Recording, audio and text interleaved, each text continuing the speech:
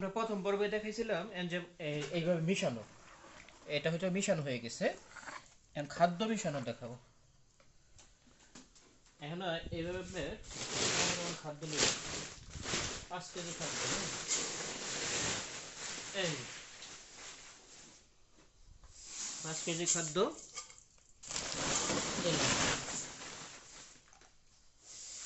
এই খাবার, এই 5 কেজি খাবার হয়েছে। মেশানোর সিস্টেমটা হচ্ছে এইভাবে মেশাবেন, যাতে পুরো খাবারটার সাথে পুরো এনজাইমটা মিশে যায়। পরে কতক্ষণ রাইখা দিতে হবে, শুকাবো, পরে খাবারটা দিতে হবে। এইভাবে দিতে হবে এনজাইম 5 দিন পরে দিবেন অন্য লিভার টনিক। এইভাবে এনজাইম মিশাবেন। খাবার শুরু করার সাথে সাথে, শীতের পরে খাবার শুরু করার সাথে সাথে এনজাইম খাওয়াইতে হবে। আর শিং বিষয়ে সকল তথ্য জানতে, শুধু শিং না, ক্যাটফিশ জাতীয় সকল তথ্য জানতে আমার পেজটি ফলো করেন, আমার সাথে থাকেন।